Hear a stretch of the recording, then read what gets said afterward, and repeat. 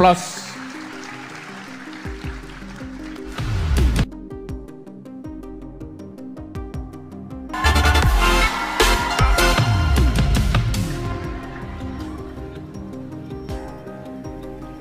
Mic-nya bisa, Mas? Udah, nyala. Oke. Mas Gibran ini kita ketemu mungkin ada 5 tahun yang lalu barangkali Mas ya? Iya, Mas Alfi itu masih di CNN. CNN. Saya mau wawancara beliau di CNN. Mas waktu awal-awal cerita, waktu itu Mas Gibran usia 32 ya, memulai. Waktu usia 32 itu, saya nggak membayangkan apa yang Mas hadapi gitu. Bagaimana kemudian Mas mempersiapkan diri untuk menjadi orang yang memimpin cukup banyak ASN waktu itu, perangkat pemerintah, dan memimpin satu kota. Persiapannya ada nggak sih Mas? Ada rasa saya bisa apa enggak? Karena itu hal-hal yang biasa terjadi di anak muda ketika mau melaksanakan sebuah kerja. Nggak harus kerja besar, kerja apa saja gitu. Ya kalau saya sih santai aja sih. Filosofinya apa Mas? Filosofinya Mas? Nggak punya filosofi. Ya memang awal saya menjabat tuh banyak banget challenge-nya. Awal menjabat langsung COVID, kita kan nggak menyangka ya ada COVID.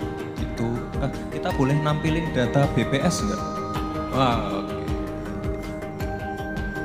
Boleh nggak? Boleh. Ada datanya sudah disiapkan? Enggak, kalian harus lihat datanya ya. Soalnya saya nggak mau ngomong tanpa data.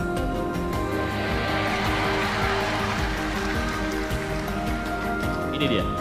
Tolong diperkecil, bisa nggak? kurang gede. Enggak, dari samping sini kelihatan nggak? Oh, enggak ini. Dibacakan saja Mas. Saya bacain ya. Awal saya menjabat itu pertumbuhan ekonominya minus 0,174.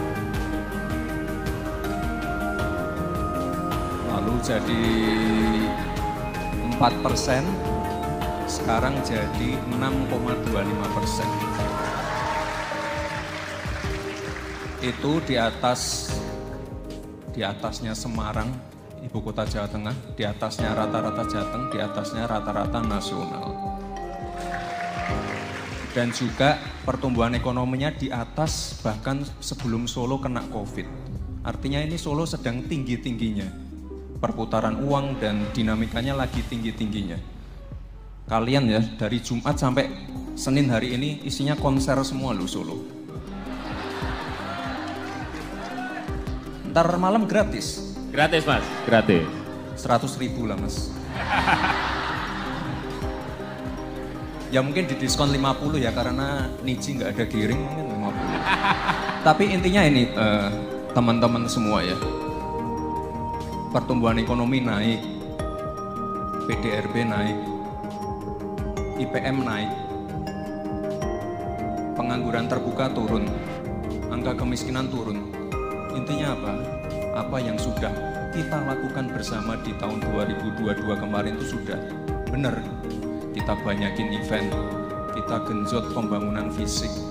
Pembangunan fisik pun kita pilih dan pilah yang ini, yang benar-benar punya tendangan yang bisa dirasakan langsung ke masyarakat. Kita boleh tampilin lagi nggak? Saya nyiapin materi banyak banget ini. Next. Nah ini sudah ada yang pernah ke Pracima belum? Ke tempatnya Kanjeng Gusti.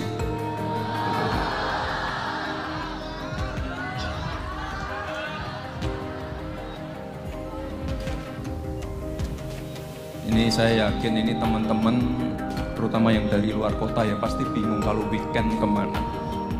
Bingung kan? Sekarang jangan bingung lagi.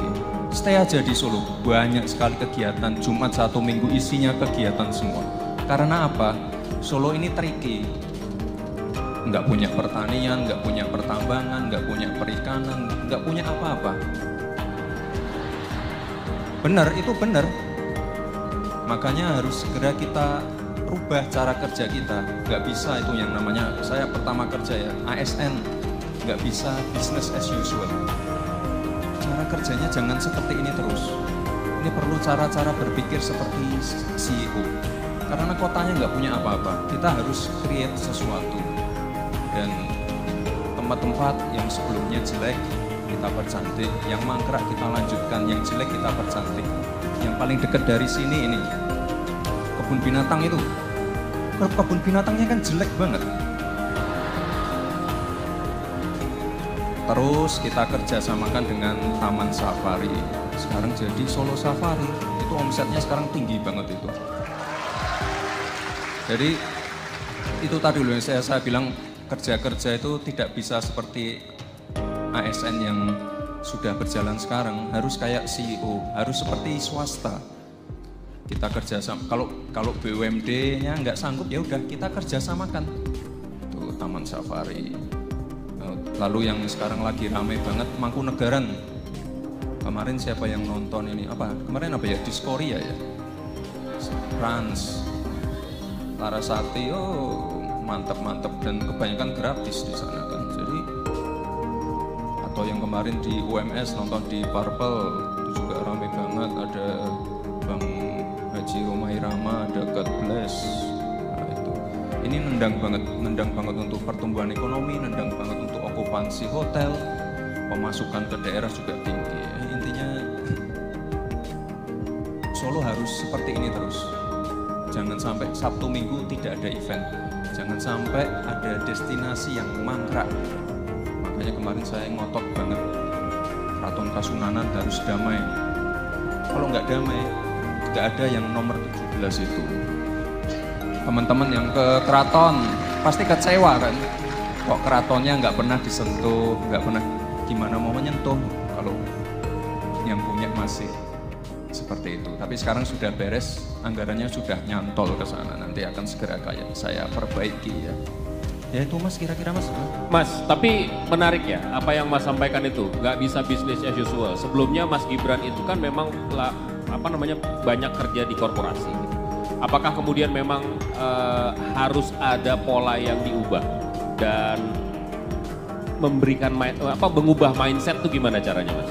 Dari yang tadinya susah ya? Susah. Misalnya saya minta A ya, A itu tidak langsung dilaksanakan. Saya minta kebun binatangnya diperbaiki. Siap Bapak? Dikaji dulu, rapat. Survei lapangan, habis survei rapat lagi, dikaji lagi, ditelaah. 1 tahun, 2 tahun, hilang, nggak jadi. Itu benar loh, terjadi loh. Makanya saya turun langsung, saya cari investor.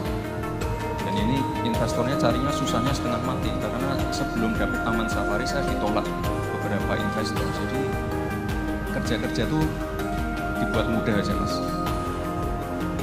Kita pengen memperbaiki kebun binatang, ya udah. Expertnya siapa? Kita datengin, kita pitching, kita propose kerjasamanya seperti apa. Di lapang enggak? Kalau enggak ya udah, ini enggak usah rapat. Izin Bapak rapatnya di mana? Izin bersurat dulu untuk audiensi. Enggak. Di lapang enggak? Deal tanda tangan, besok kerja. Ini kalian tahu enggak kerja bikin Taman Safarinya Solo itu berapa bulan? 3 bulan. Sebenarnya efektif kerjanya 6 bulan, tapi karena ada gangguan-gangguan non teknis, jadinya 3 bulan kerjanya. Ini harusnya dibukanya pas Natal tahun kemarin. Ini ada gangguan-gangguan, ya gangguannya nggak perlu saya sebutkan lah ya, nanti jadi berita. Intinya saya pengen cepat selesai. Pracima Mas Bre berapa bulan Pracima? 3 bulan, 6 bulan, 4 bulan bikin Pracima. Kalian pernah ke Pracima nggak sih? Ditampilin videonya ya, ya paling nggak nonton videonya lah ya. Tampilin videonya Pracima. Pracima ini bagus banget. Nanti Pracima selesai, nanti mungkin kita perbaiki kavaleri dan lain-lainnya. Oh, Mangkunegaran ini bagus banget. Dan Gusti Bre ini juga, orangnya, beliau ini sangat-sangat progresif. Jadi, Mas saya minta ini, oh siap. Minta master plan, siap. Jadi kerja itu enak, enggak ini, mohon maaf, izin Kanjeng Gusti, saya izin audiensi, apakah harus bersurat dulu, minta waktunya? Enggak, saya kan kantor saya kan dekatan dengan Mangkunegaran. Mas saya makan siang ya? Makan siang. Mas ini boleh nggak? Besoknya jalan, itu loh cara-cara kerja seperti itu. Jadi nggak, nah ini masih waktu belum selesai. Kerja itu cepat, nggak perlu yang bertele-tele karena kita pengen masyarakat tuh segera merasakan hasil kerja kita. Ini kita sangat seneng ya ngelihat ini dua anak muda, energik, dinamis, kerja cepat, kerja cerdas. Ini merupakan contoh bagaimana seharusnya gerakan Demi Indonesia itu terlaksana gitu. Kendalanya sekarang gini deh Mas, barangkali komunikasi antar generasi itu jembatannya gimana? Bagaimana waktu Mas berhadapan dengan generasi yang berbeda gitu ya. Kita kan mau cepet nih, anak muda kok kita sih, teman-teman lah, kalau saya udah tua barangkali. Anak muda tuh kan maunya cepet, dinamis gitu. Kemudian menggunakan berbagai device, teknologi.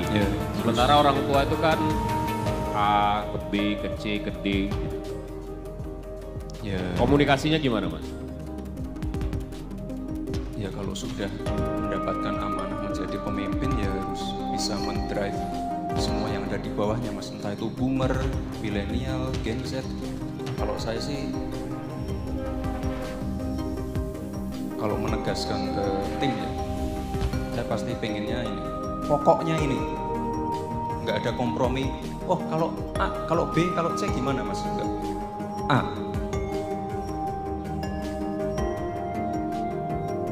Misalnya saya udah pilih A, konsekuensinya Mas ini harus merelokasi warga, harus ngusir PKL. Mohon maaf kalau itu konsekuensinya, jalankan. PBB, kemarin siapa yang protes PBB? Naik 400%. Banyak yang protes, tapi tetap saya jalankan. Karena apa? Itu udah ada kajiannya sebenarnya. Tapi kita hari ini nggak bahas itu ya. Intinya kita kalau udah jadi pemimpin ya harus siap kerja dengan siapapun. Dan kalau di balai kota kan saya cuma mampir Mas. Yang kerja lama kan ASN-nya, sekdanya dan lain-lainnya. Kita harus menyesuaikan. Tapi kalau sudah diberi target, warga sudah ada kepercayaan dari warga. Apalagi kalau ada keluhan-keluhan dari warga, misalnya jalan berlubang itu harus diselesaikan dengan cepat. Jadi nggak bisa yang namanya, wah kita ini anggarannya dulu Pak, ini dulu survei lapangan dulu Pak. Oh kelamaan. Gitu. Mas Gibran ini juga menarik ya, teman-teman. Benar-benar mencitrakan anak muda gerakan yang dilakukan, termasuk juga aktif di sosial media. Dan di sosial media itu kita tahu lah Mas Gibran, mulut netizen yang maha agung itu pedes-pedes gitu ya. Tapi Mas Gibran bisa tampil di Twitter dengan cara yang sangat-sangat santai, bahkan lebih banyak ngejokesnya, nggak terlalu serius gitu menanggapi berbagai permasalahan. Apakah kemudian itu juga menjadi sarana yang penting menurut Mas Gibran? Ya jangan terlalu diajak serius Mas, benar. Soalnya anak